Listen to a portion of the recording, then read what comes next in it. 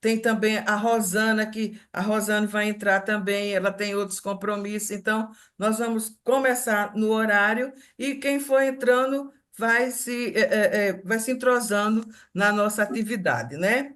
Então, Isso. então vamos começar, ok, pessoal? Então, mais uma vez, bom dia a Bom todos e a dia. todas. Bom dia. Bom Eu quero, dia. eu Bom quero dia. primeiro Bom agradecer a dia. Deus. Madureira, nobre companheiro, está aí também. Eu quero primeiro Bom dia. agradecer a Deus por essa oportunidade de nós estarmos iniciando esse trabalho. É uma conferência livre, não é? A quinta conferência livre rumo à Conferência Nacional da Conferência Nacional de Políticas para a Mulher. Esse ano, o governo federal chamou a quinta Conferência Nacional de Políticas Públicas para a Mulher. Então, a quinta Conferência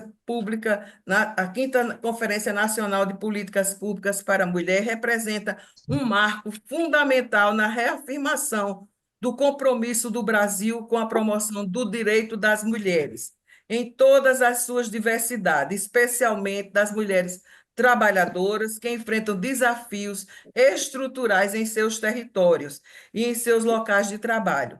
Estruturada em uma metodologia que privilegia a mobilização ampla e democrática em todo o país, a quinta conferência está organizada em etapas preparatórias, que inclui conferências livres, municipais, regionais, estaduais e distritais, cujos encontros visam garantir a escuta ativa das diferentes realidades e demandas de grupos como mulheres trabalhadoras, pescadoras, marisqueiras, quilombola, mulheres trans, lésbica, mulheres da população ribeirinha, mulheres negras, entre outras. Então, nós estamos dando início, não é? O tema central da Conferência Nacional é mais democracia, mais igualdade e mais conquista para todas. Então, todos me conhecem, eu sou Sônia, eu estou secretária para Assunto da Mulher, da Juventude e do Idoso aqui na CNTI. A CNTI, que é uma instituição que o próximo ano completa 80 anos de existência, e de trabalho em defesa dos direitos dos trabalhadores e das trabalhadoras industriárias desse país. Então, nós chamamos a conferência para nós podermos, juntas, trabalhadores, os trabalhadores industriais, contribuir para que a gente possa estar levando propostas tiradas daqui hoje para a Conferência Nacional de Políticas para a Mulher, que vai ser realizada de 29 de setembro a 1º de outubro, aqui em Brasília, ok? A Conferência Livre, que está acontecendo hoje, ela tem um referencial. Dessa Conferência Livre agora sairá delegados para a etapa nacional. Então, a gente vai trabalhar nesse encaminhamento hoje. Então, para que a gente faça uma abertura também de forma assim oficial, vou pedir ao nosso presidente, companheiro José Reginaldo, para fazer uma fala também de abertura da nossa conferência. Ele que é o nosso presidente, também tem conduzido a nossa confederação. Eu vou passar agora para Reginaldo, para ele dar as boas-vindas e fazer a abertura oficial da nossa Conferência Livre. Companheiro presidente, cadê o senhor? Oi, Sônia. Bom dia. Só um minutinho, companheiro, antes do companheiro falar, eu acho que seria importante pedir para os demais estarem fechando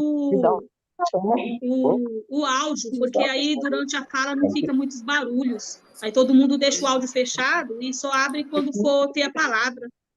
Por favor, vocês ouviram o que a companheira pediu? Por favor, fechem Cadê ele? os Cadê o microfones, Vidal? para a gente não estar ouvindo conversas paralelas.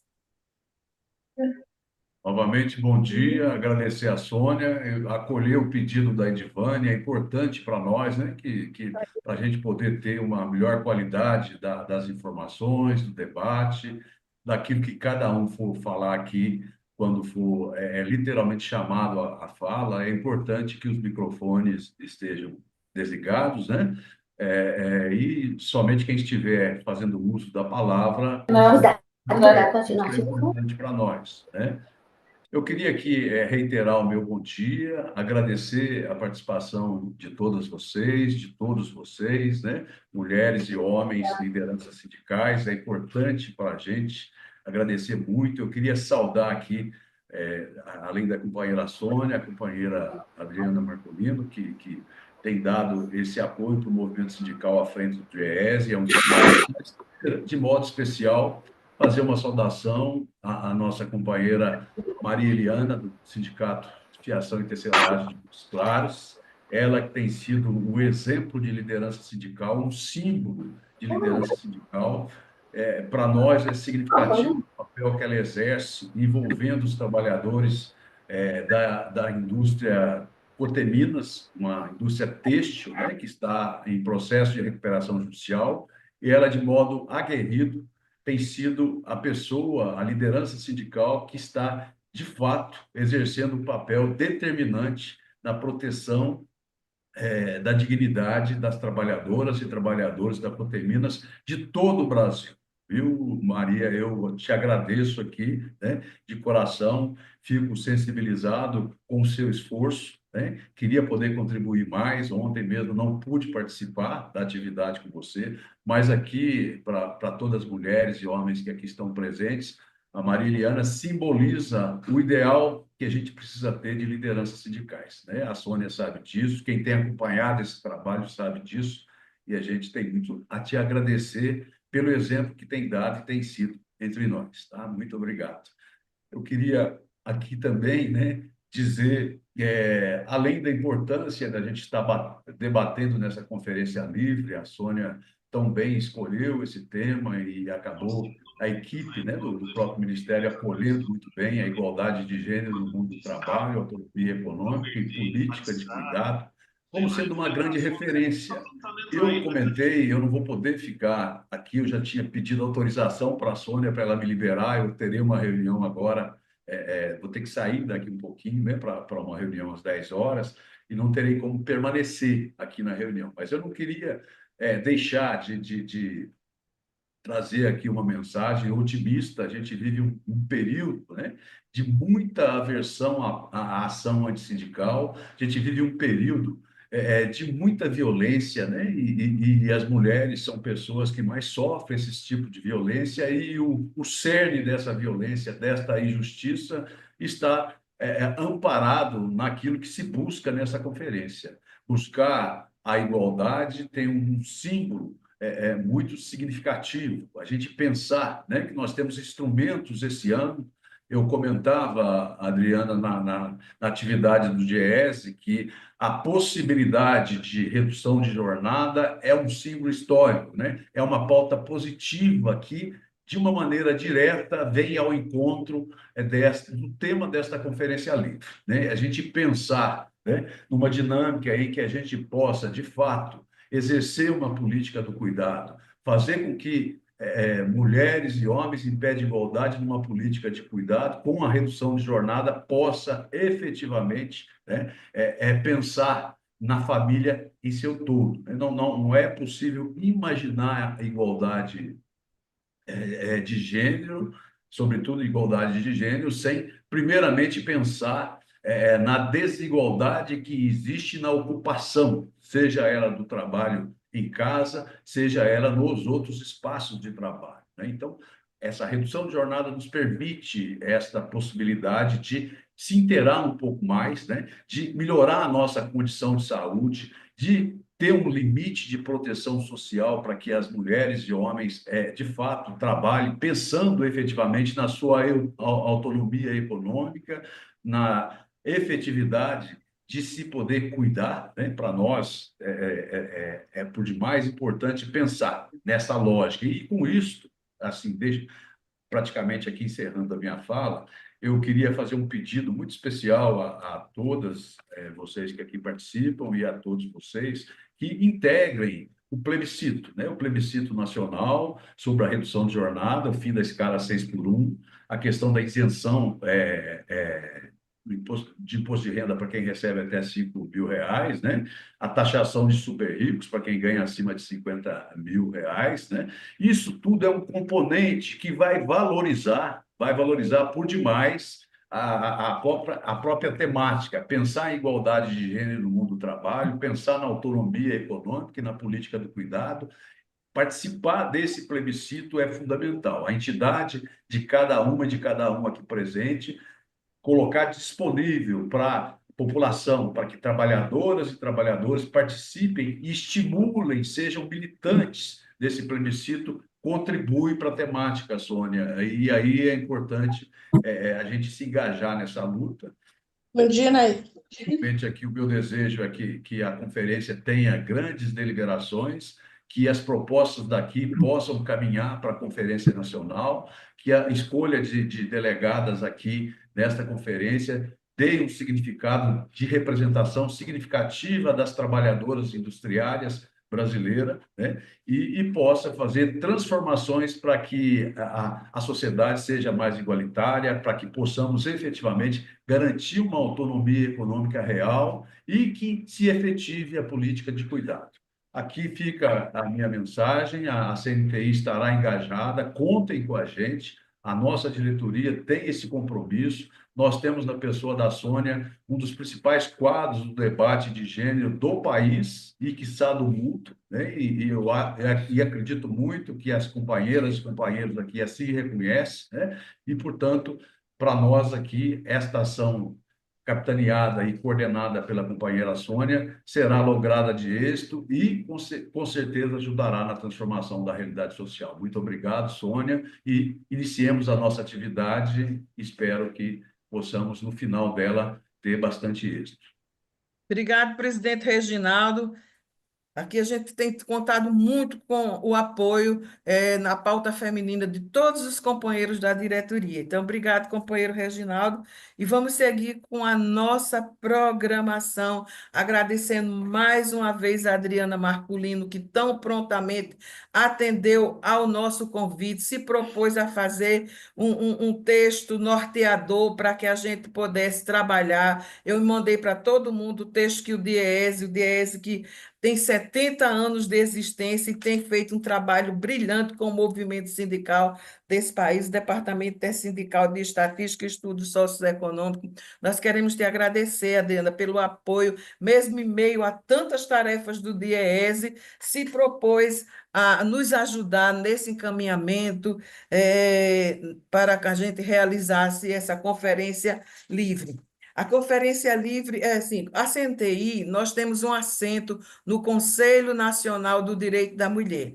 Além de eu coordenar a Secretaria para Assunto da Mulher daqui, eu estou lá no Conselho Nacional do Direito da Mulher, onde a gente tem feito um debate muito grande em defesa dos direitos das mulheres, para que não haja retrocesso. E isso é muito importante, o debate do trabalho dentro da conferência, entre tantos outros debates, mas o debate do trabalho é muito importante. Então, eu vou passar, de acordo com o regimento geral da conferência, eu vou ler o regimento da Conferência Livre, para que todos tenham conhecimento, faz parte dos encaminhamentos para as conferências livres, e eu vou ler. Eu mandei também para vocês o regimento. Ou manda o print para ela. Eu mandei também o regimento da conferência, porque mandei o regimento todo, e dos artigos 17 ao 22, ele trata das conferências livres. Eu vou ler para todos que tenham conhecimento, quem não teve tempo de ler. Então, a partir do artigo 17, trata da conferência livre. O regimento foi publicado no Diário Oficial. Então, ele diz assim: as conferências livres, como instrumento pedagógico de mobilização, é uma estratégia de participação das mulheres considerando suas vivências e os territórios onde estão inseridas poderão ocorrer de forma presencial, virtual ou híbrida, com a finalidade de estimular diálogos e articulações em torno do tema democracia e igualdade, que é o tema geral da Conferência Nacional, e o tema da nossa Conferência Livre de hoje é igualdade salarial, autonomia econômica e a política do cuidado. Nós vamos nos ater a essa temática, mas o tema geral é esse. Incentivar a participação ativa das mulheres na construção de conteúdos e propostas voltadas ao enfrentamento da desigualdade, considerando as demandas específicas de cada território, sistematizar e reunir propostas para subsidiar a etapa nacional da conferência, garantir um espaço que contemple as especificidades regionais de modo a refletir o Brasil profundo. Parágrafo único. Para os fins desse regimento, a Quinta Conferência Nacional de Políticas para a Mulher considera-se território o espaço vivido e socialmente construído, refletindo as relações dinâmicas e experiências das mulheres nele inseridas. Artigo 18. A conferência tem caráter de autoconvocação, ou seja, todo coletivo de mulheres que realize debates voltados para ampliação da democracia e da igualdade, reconhecendo os princípios das políticas para as mulheres descritos no artigo 3º, poderá organizá-las respeitando as regras estabelecidas nesse regimento.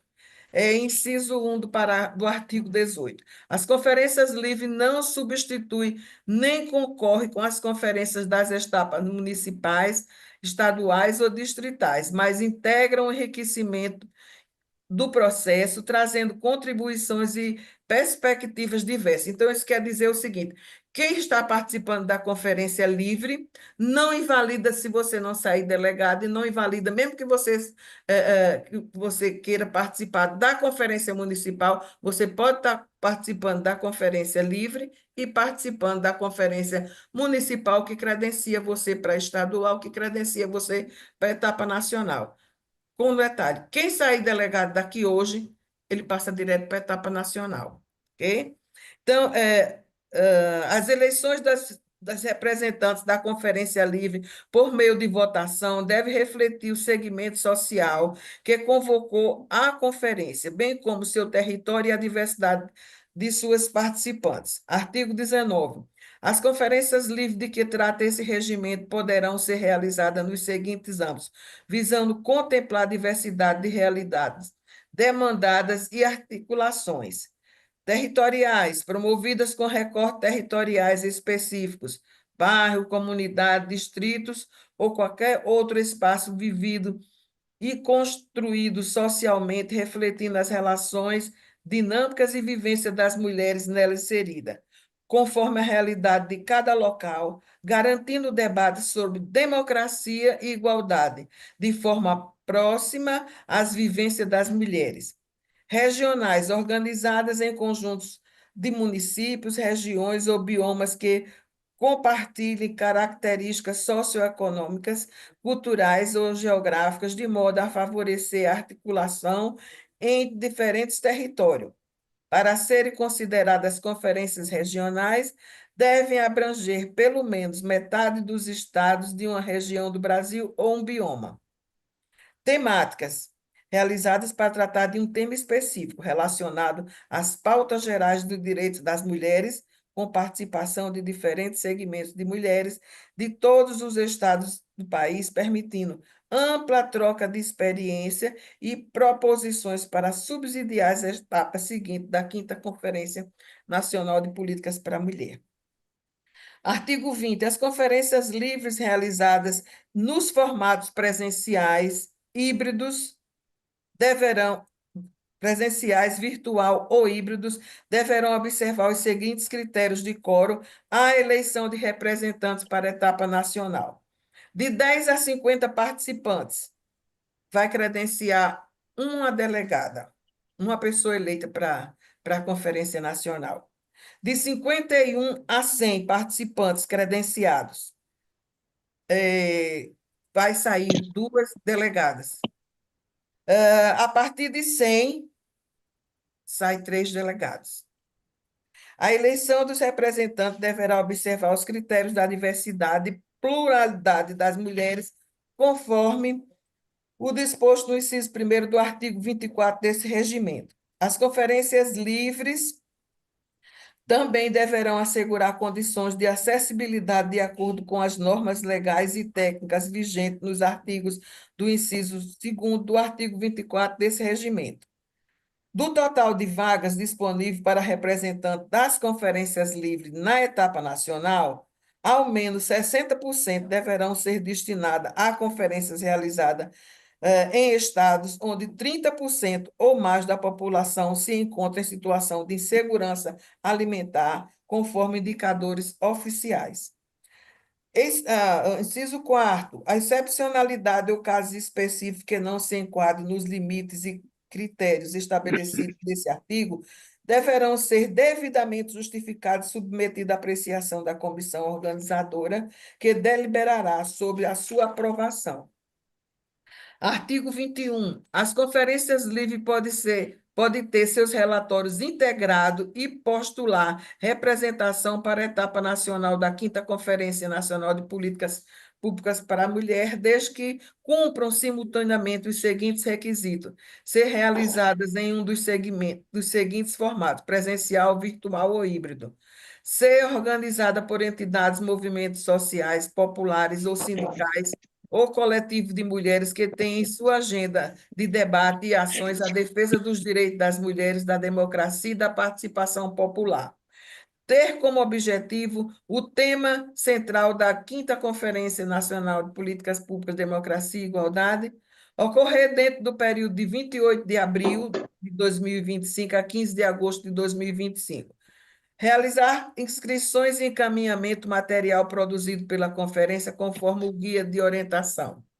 Observar procedimentos conforme as normas e prazos estabelecidos em ato normativo e ser publicado pela Comissão Organizadora Nacional dentro do prazo por ela definido. As mulheres indicadas como representantes para a etapa nacional deverão obrigatoriamente ter participado da conferência livre na qual foram escolhidas. Ao informar o nome das mulheres indicadas como representantes das conferências livres para a etapa nacional, é obrigatório incluir a indicação de suplentes, bem como o segmento social representado pela conferência livre. A aprovação final da lista das mulheres indicadas como representantes das conferências livres para participação na etapa nacional será de responsabilidade da Comissão Organizadora Nacional da Conferência, observando as vagas estipuladas nesse regimento. Caso o número de mulheres representantes eleitas nas conferências livres exceda a quantidade de vaga disponível para a etapa nacional, competirá à Comissão Organizadora Nacional proceder aos ajustes necessários de acordo com o estabelecimento neste regimento. Artigo 22 e último artigo. As conferências livres deverão ser organizadas e custodiadas por seus proponentes, cabendo ao Ministério das Mulheres atuar como parceiro na divulgação. Ok, companheiras? Então, esse é as cláusulas dentro do regimento que trata das conferências livres. Isso quer dizer, o que sair de propostas aqui, digamos que nós aprovamos aqui 10 propostas, 15 propostas, 20 propostas, são exemplos. Então, essas propostas que foram aprovadas aqui, elas serão todas encaminhadas, tá, à comissão organizadora da conferência. Mas daqui a gente tem que ver 3 propostas, digamos, tiramos 10. A gente vai ter que votar 3 propostas que sejam prioridade para todas nós, porque só vai para a plataforma Brasil Participativo 3 propostas. Então, a gente pode tirar N propostas, elas vão todas dentro do relatório. Mas a gente tem que escolher 3 propostas de maior relevância para nós, dentro dessa temática que nós vamos debater, tá? Então, vamos acolher todas, vamos mandar todas, vamos dizer de qual instituição, de qual entidade está vindo a proposta, vai ser todas acolhidas, mas só vão ser encaminhadas para a plataforma Brasil Participativo, de acordo com o regimento. 3 propostas. Ok, pessoal? Até aí, tudo bem? Até aí, tudo bem, né? Então, vamos ver o que é que nós vamos agora. Então, agora a gente já vai passar, tá? A palavra. A Rosane ficou de entrar e ela disse que tinha que sair até mais cedo. Rosane, então nós contamos com a contribuição, que eu já falei aqui, mais uma vez eu agradeço, porque a Adriana é tão ocupada, mas ela abriu esse espaço para trabalhar com a gente nesta manhã.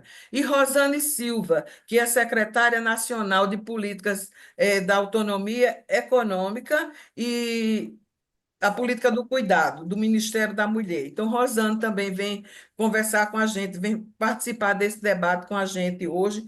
E agora, Adriana, eu já passo a Bom palavra. dia, tá me ouvindo, Sônia? Ô, minha linda, você está aí? Bom dia, querida. Que coisa boa. Desculpe eu atrapalhar vocês, mas eu achei que vocês Não, não mas é estavam me porque ouvindo. eu não estava lhe vendo, mas que bom que você está aí também. Então, Rosane Silva, ela é secretária nacional de autonomia econômica e a política do cuidado. A companheira Rosane também tem dado uma força muito grande ali no Ministério da Mulher, nesse debate de políticas públicas para a mulher. Muito obrigada, Rosane, por ter também aceitado o convite para estar aqui nesta manhã com a gente fazendo esse debate. Então, vamos fazer como? Você, quem fala primeiro? Ô, Rosane, se você está com o tempo curto, você quer começar e depois eu falo? Não, acho que você começa, porque você Tá, vai trabalhar mais dados, aí eu venho na tá, sequência. tá Tá. bom, tá jóia, Então, então. vocês fiquem à vontade como palestrantes, como apoiadora da Conferência Livre, como apoiadora dessa luta das mulheres em defesa da igualdade salarial, de tantas lutas que a gente tem enfrentado. Fiquem à vontade para vocês falarem, tá? Então, é com Você, vocês agora. você só precisa dizer o tempo nosso, Sônia. Senão eu e Tá. a Adriana vamos falar até o horário de sair, né, Adriana? Não, eu acho que eu acho que vocês vão ter, você acho que de 9, vocês vão ter, acho que uns 35 minutos cada uma, dá para falar bem, dá? Ah, Ou tá. Eu 40? vou até tentar ser mais rápida aqui para a gente ter mais 30, tempo para o debate, tá bom? 30 para cada um? Bom dia, Então, Sônia, obrigada pelo convite. Bom dia, Rosane. Bom dia também, Reginaldo, presidente da CNTI. É um prazer a gente poder estar aqui com vocês e conversar sobre um assunto tão importante. Como a Soninha falou, a agenda é corrida, mas eu acho que a gente tem que priorizar esse tema. Eu estou aqui num lugar que talvez não seja o mais adequado para fazer a nossa conversa, porque eu estou no Congresso dos Químicos, aqui na Praia Grande, São Paulo. Então, estou aqui num lugar aberto, está congelante, mas eu acho que a gente consegue. Eu organizei aqui uma apresentação só para poder mostrar para vocês alguns números, algumas questões, né? Que eu acho que é mais fácil visualizar graficamente. Mas talvez por alguns eu vou passar um pouquinho mais rápido, por outros a gente vai conseguir se deter melhor, tá bom? Mas só para a gente poder fazer, então, essa conversa, né? Eu vou ficar aqui sem vê-las, então qualquer coisa vocês me chamam aqui para eu poder, porque eu não vou conseguir ver vocês, tá bom? Bom, então, como a Soninha disse, né, essa atividade ela faz parte da conferência, né, e é um espaço oficial, apesar de ser uma conferência livre, né, de onde a gente pode pensar propostas, né. Então, a ideia é falar um pouco aqui sobre alguns indicadores do mercado de trabalho que representam, né, deu um problema aqui no meu gráfico, né, representam essa é, desigualdade que as mulheres sofrem no mercado de trabalho. Deixa eu ver se eu deu um problema aqui no gráfico, ele não está colorido, mas eu vou explicar para vocês. Esse gráfico da esquerda, a parte de cima, né, esses números 52, 44, 43, representa a participação das mulheres. E a parte de baixo, 48, 56, 57, a participação dos homens, tá? Então, o que isso daqui quer dizer? Do total de homens e mulheres que têm mais de 14 anos no Brasil, como é que eles estão distribuídos, né, em cada indicador aqui no mercado de trabalho.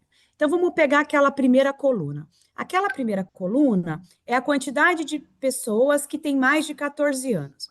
Então, todo mundo que tem mais de 14 anos no Brasil está distribuído da seguinte forma: tem 52 mulheres e 48% de homens. Então, se eu tivesse aqui uma sala com 100 pessoas, nós teríamos 52 mulheres e 48 homens. Isso é uma distribuição mais ou menos natural da população brasileira, porque é claro que mesmo essa distribuição, ela tem interferência de questões sociais, né? Então, por exemplo, os homens acabam se acidentando mais, enfim, tem aí um conjunto, mas é mais ou menos a distribuição natural aí de nascimentos de homens e mulheres. Quando eu passo para a segunda coluna, que é o total de pessoas na força de trabalho, ou seja, tanto aquelas pessoas que estão trabalhando como estão procurando emprego, elas constituem o que a gente chama de força de trabalho. Aqui a gente já tem uma alteração. Então, lembra que na sala do lado, onde a gente tinha o total da população, a gente tinha 52 mulheres e 48 homens? Agora, nessa sala, algumas mulheres saíram e deram lugar para o homem, né? Foram forçadas, na verdade. Então, nessa sala, a gente tem 44 mulheres e 56 homens, se a gente considerar esse. Depois, se a gente for para uma sala onde tem as pessoas ocupadas, ou seja, as pessoas que estão trabalhando, a gente tem 43% de mulheres e 57% de homens. Então, vocês veem aqui também que aquela distribuição mais natural ali de nascimentos de homens e mulheres, da participação de homens e mulheres na sociedade, no mercado de trabalho, ela começa a se desequilibrar em relação ao que a gente tem na população. Tá? Então, quando a gente olha para as pessoas desocupadas, ou seja, as que estão desempregadas, aí volta a ter mais mulheres na sala. Então, a gente tem 54% de mulheres e 46% de homens. Depois, as pessoas que estão fora da força de trabalho. Em geral, fora da força de trabalho, a gente tem aposentados, estudantes, pessoas que vivem de renda e, portanto, não precisam trabalhar, mas também a gente tem uma participação grande de mulheres que estão responsáveis pelas atividades de cuidado. Então, vejam aqui também, 64% são mulheres e 34% são homens. Então, vejam que aquela distribuição inicial lá, a gente está bem distante. Então, enquanto a gente tinha 52% de mulheres, né, no total da população, entre aquelas fora da força de trabalho, né, aquelas que estão em casa, e muitas vezes nas atividades de cuidado, a gente sobe para 64%, né? E pessoas em situação de informalidade, aí a gente tem uma participação maior dos homens, né? Isso é importante a gente ter esses dados, que são os principais dados que a gente usa para analisar o mercado de trabalho, que, em geral, tem aí um debate sobre que está muito positivo, de que o mercado de trabalho está tendo um bom desempenho, né? E está mesmo. Só que quando a gente olha para esses dados desagregados por sexo, a gente vê que mesmo tendo um bom desempenho atual no mercado de trabalho, as mulheres seguem tendo uma situação pior nessa distribuição, né? E aqui ao lado a gente tem as taxas, né? Então, a taxa de participação das mulheres no mercado de trabalho. Então, enquanto se eu pegar todos os homens com 14 anos ou mais, quantos deles estão no mercado de trabalho? 72%. Se eu pego a quantidade do total de mulheres com 14 anos, acima de 14 anos, quantas dessas estão no mercado de trabalho? 52%. Ou seja, por que as mulheres estão com menor participação no mercado de trabalho do que os homens? Então, é esse o debate que a gente faz quando a gente quer discutir igualdade no mercado de trabalho, quando a gente quer discutir melhor distribuição das tarefas de cuidado, para que as mulheres elas tenham a mesma participação dos homens no mercado de trabalho, né? Tem todo esse debate aí sobre falta de mão de obra, né? E que ficam, inclusive, culpando as políticas de transferência de renda por isso. Mas se a gente tivesse aqui a mesma participação das mulheres no mercado de trabalho que os homens têm, a gente teria mais 18 milhões de mulheres no mercado de trabalho. Ou seja, possivelmente não teria esse problema da falta de mão de obra, né? Então, a sociedade, ela tem um problema concreto e ela sequer olha para essa participação das mulheres reduzida no mercado de trabalho, né, e de que é necessário repensar a participação das mulheres nesse espaço, para, inclusive, a gente garantir aí que essas forças produtivas das mulheres possam ter um papel econômico, né? E é óbvio que a participação das mulheres no mercado de trabalho resulta também em autonomia financeira, autonomia econômica para as mulheres, né? A partir do momento que elas têm a sua profissão, que elas se desenvolvem do ponto de vista das suas capacidades e que ela recebe por isso, né? Que ela é remunerada por isso, a gente tem, então, uma maior autonomia e independência das mulheres, tá? Bom, esse outro gráfico aqui, ele representa a remuneração das mulheres segundo algumas ocupações, tá? Então, as barras é a participação das mulheres em cada grupo profissional. Então, olha lá, a primeira barrinha é dos membros do poder público e de órgãos de interesse público, mas aqueles que estão em local, em ocupações de gerência, de comando, gestores, né? Enfim. Então, a participação das mulheres ali é de 47%. E aí, a linha vermelha é a diferença salarial entre o que os homens recebem e o que as mulheres recebem, tá bom? Então, tem duas informações nesse gráfico, né? A gente pode perceber que nas ocupações que têm menor participação de mulheres, né, essa diferença, ela é maior. Então, ali, trabalhadores e serviços de manutenção, produção de bens e serviços, né, e também ali nesses membros do superior público. Mas também é muito grande a diferença salarial, chega a 32%, daquelas ocupações que têm nível técnico, né, então que as mulheres fizeram uma formação ali de nível médio técnico, e também aquelas que têm formação superior. Então, a gente vê ali que as mulheres têm uma participação bastante relevante nesse grupo que tem maior escolaridade, né? Então, em técnicos, 57%, e em nível superior, 62%. Mas nesses segmentos, também as mulheres têm uma grande diferença, uma grande desigualdade salarial que chega a 32%. Ou seja, tem um discurso recorrente na sociedade que tenta colocar para as mulheres a responsabilidade por elas terem salários menores, que elas são menos qualificadas. Mas o que a gente observa é que quanto maior a qualificação, maior as diferenças também, né? Por quê? Quando a gente está na base da pirâmide salarial, o salário mínimo, ele evita que as diferenças salariais sejam muito grandes. Mas conforme a gente vai subindo nas carreiras, vai aumentando essas desigualdades, as mulheres vão tendo menos oportunidades e, portanto, essas desigualdades vão crescendo, né? Então, é mais um elemento aqui para a gente discutir em relação a essa desigualdade. O primeiro elemento é, a gente tem uma participação diferenciada no mercado de trabalho, que é aquele primeiro gráfico que eu mostrei, e isso está muito relacionado à dificuldade das mulheres se manterem no mercado de trabalho por conta das atividades de cuidados. E aqui, a gente tem uma segunda informação importante. Quando as mulheres estão no mercado de trabalho, e mesmo que elas tenham uma formação profissional, uma qualificação profissional maior, elas também seguem tendo maiores desigualdades salariais, né? Então, são aí dois problemas juntos que a gente tem na inserção das mulheres no mercado de trabalho. Então, queria passar agora para um segundo elemento, né?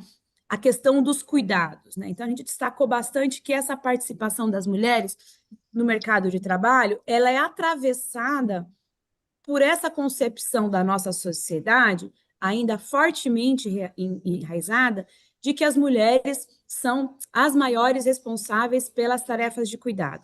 E essa tarefa de cuidado é um trabalho não pago, né?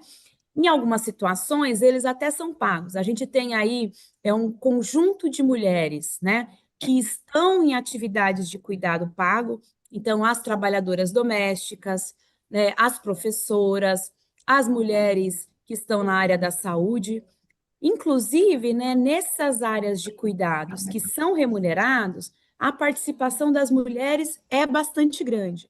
E um outro elemento é que, como o trabalho da mulher não é valorizado na nossa sociedade, essas mulheres que estão nesses trabalhos remunerados de cuidado têm, em geral, remunerações menores do que os homens.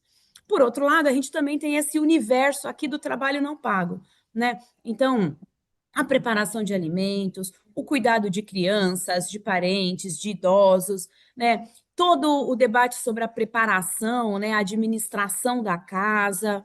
Em muitos lugares ainda, as famílias não têm acesso à eletricidade, à água, então essa coleta de água, de meios para poder ter acesso à energia, né? É responsabilidade das mulheres. Então, esse conjunto de atividades aqui de trabalho não pago, que é fundamental para a nossa sociedade existir, porque se não tiver preparação de alimentos, se não tiver a limpeza da casa, se não tiver o cuidado das crianças, se não tiver a administração da casa, né, da família, a sociedade não continua existindo, né?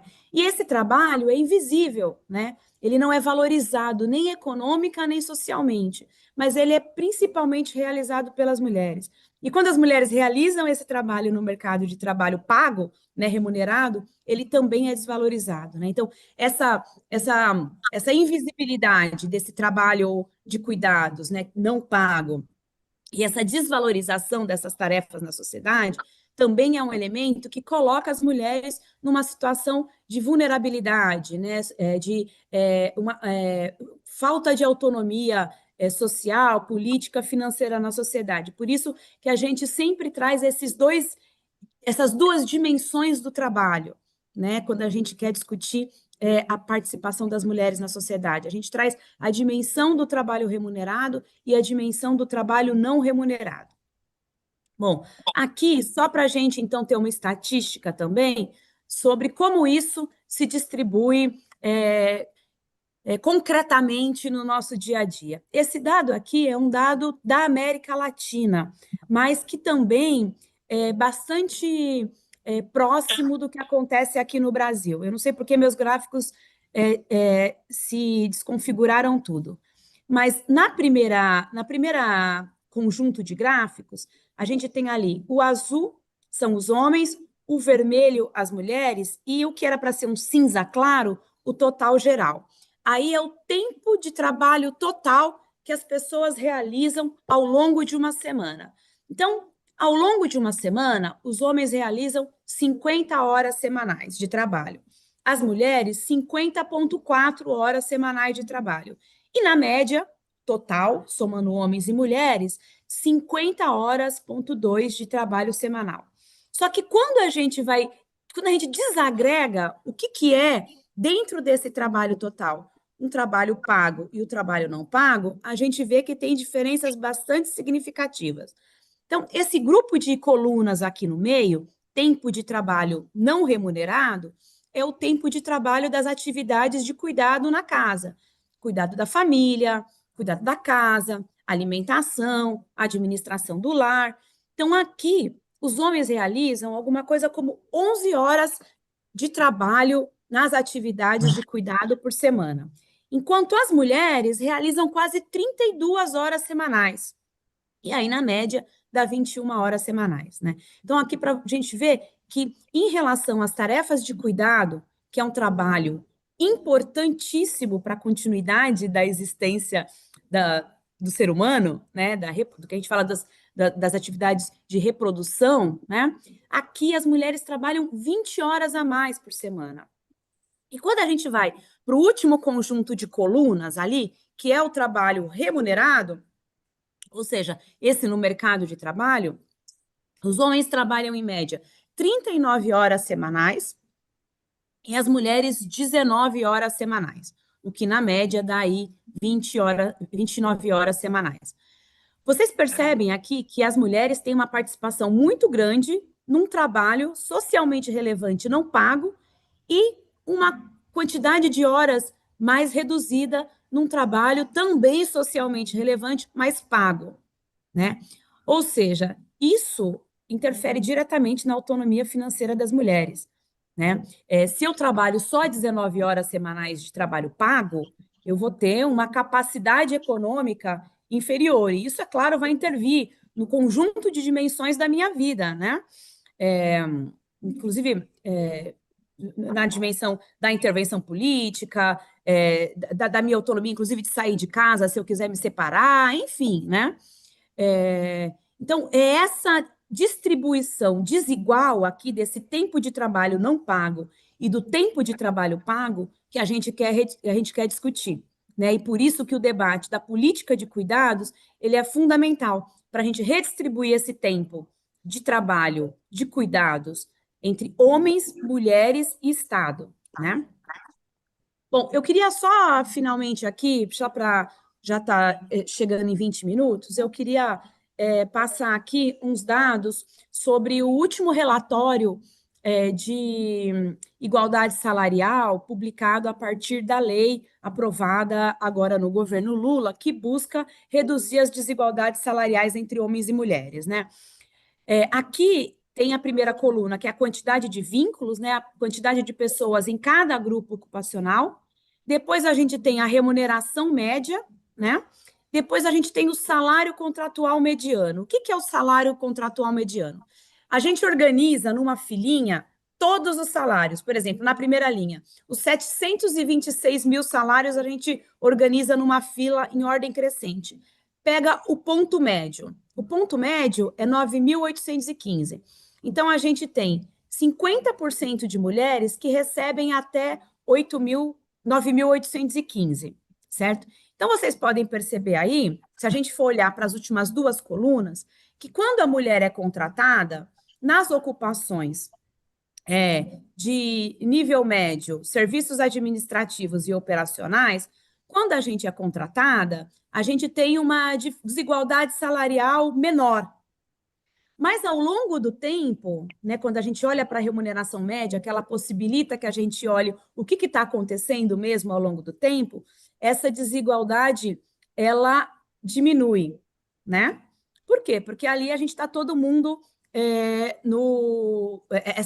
essa desigualdade, ela aumenta, né? Então, eu sou contratada ali na base salarial, mas conforme o tempo vai passando, os homens vão conseguindo progredir na carreira, as mulheres não, e aí essa média, essa desigualdade entre homens e mulheres aumenta. Então, por exemplo, trabalhadores de atividades operacionais. Quando os homens e mulheres são contratados, eles são contratados mais próximos do piso. Então, a desigualdade salarial entre homens e mulheres aqui existe, mas é de 20%. Conforme o tempo vai passando, os homens vão progredindo e as mulheres vão ficando para trás salarialmente. E aí a desigualdade aumenta para 34% de salários entre homens e mulheres. Se eu olho para as ocupações de maior escolaridade, quando as mulheres são contratadas, essa desigualdade é muito maior. Ou seja, mesmo que elas tenham uma boa qualificação, já de saída, na contratação, elas são contratadas com salários menores. Então, as diferenças chegam aí entre 30% a 35%. E essa desigualdade diminui um pouco ao longo da sua carreira profissional ali dentro das empresas, mas não é tanto assim, e elas continuam com desigualdades salariais bastante consideráveis. Então, só para a gente ver que tem dinâmicas diferentes a depender do lugar em que as mulheres estão, do tipo de ocupação, mas, como regra, a desigualdade é uma realidade. E são desigualdades bastante significativas. E elas são significativas no momento da contratação e, em geral, elas pioram ao longo da sua vida dentro das empresas, porque os homens conseguem progredir na carreira e as mulheres não, tá bom? Essas desigualdades, elas são piores para as mulheres negras e para os homens negros também, mas piores para as mulheres negras. Vou passar rapidamente aqui. E só para a gente, então, concluir, né? Desafios para a superação dessas desigualdades, né?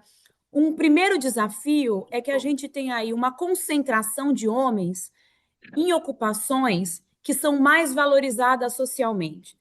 Então, esse é um desafio. Como é que a gente garante uma melhor distribuição de homens e mulheres para o conjunto das ocupações que existem no país, né? Para as mulheres não ficarem só naquelas ocupações que pagam menos, que são menos valorizadas, né? A gente também tem um grande desafio, que é superar as discriminações no que diz respeito à progressão da carreira profissional das mulheres. Então, as mulheres entram numa empresa e elas têm menos possibilidade de progredir na carreira. Temos que superar esses obstáculos. A outra questão é que, particularmente por conta das questões de cuidado, que as mulheres são mais responsáveis, elas também têm períodos no mercado de trabalho e períodos fora do mercado de trabalho. Ou seja, eu estou trabalhando, eu tenho um filho, ou eu tenho uma pessoa idosa, eu não consigo administrar, conciliar o trabalho doméstico, o trabalho de cuidados com o meu trabalho remunerado, eu acabo saindo do mercado de trabalho para poder dar conta dessas atividades de cuidado. Quando eu volto para o mercado de trabalho, eu volto para o começo da fila, da progressão salarial, eu volto para o início da carreira, eu volto para o piso salarial, né? Então, a gente também precisa eliminar essa necessidade de intermitência no mercado de trabalho para que as mulheres possam continuar no mercado de trabalho e também progredir nas suas carreiras, né?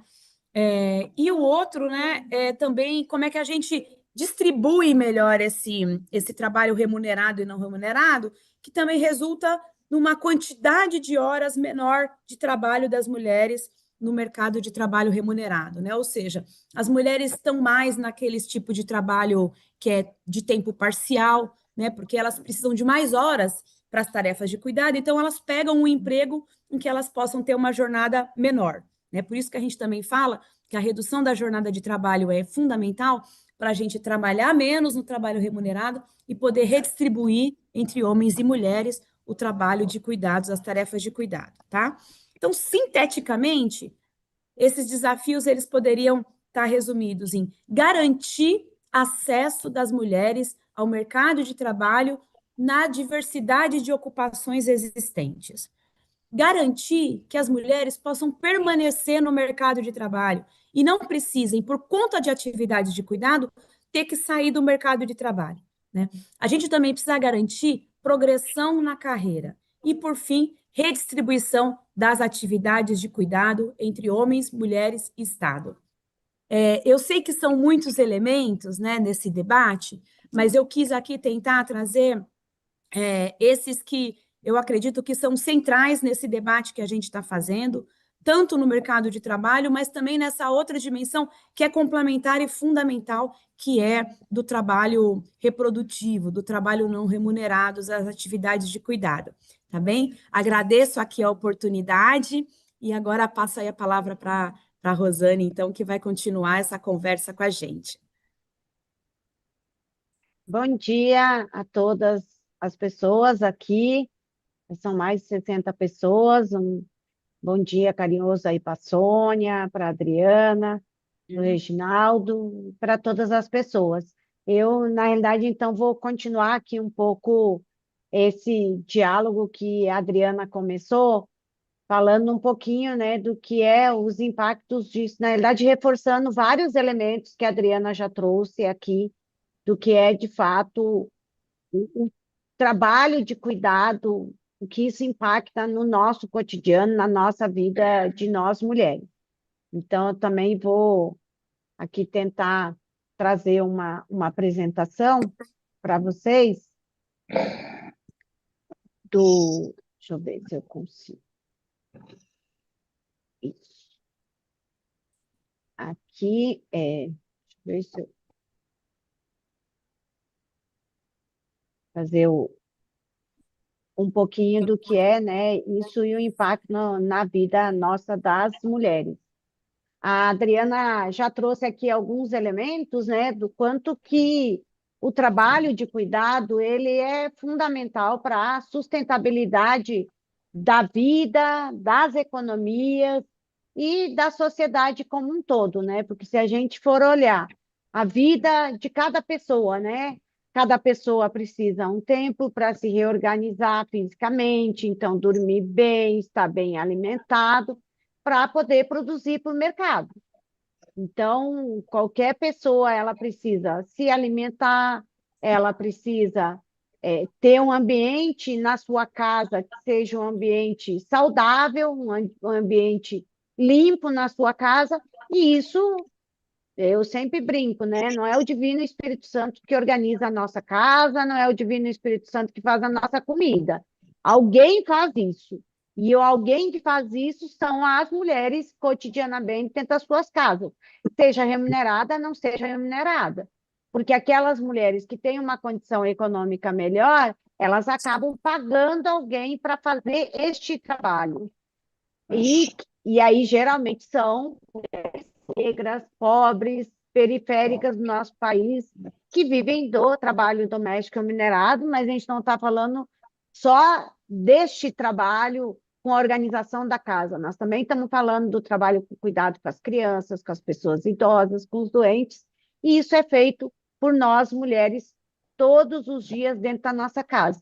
Então, o trabalho de cuidado, ele é fundamental para a sustentabilidade da vida, das economias e da sociedade como um todo. Mas, apesar dele ser tão importante e tão fundamental para a sociedade continuar funcionando regularmente, ele ainda permanece desconsiderado nas análises econômicas, nos dados econômicos aí do nosso país.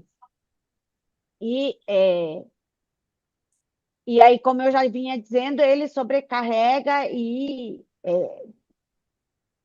majoritariamente nós mulheres, a Adriana já trouxe aqui, né, o que isso impacta, e depois eu também vou trazer mais alguns elementos do quanto que isso impacta a nossa vida cotidiana, seja a nossa autonomia econômica, social e política, porque como a gente acaba sobrecarregada com o trabalho de cuidado, são as mulheres que precisam cotidianamente equilibrar vários pratos para dar conta do que é o cotidiano da família e a sua autonomia econômica e social.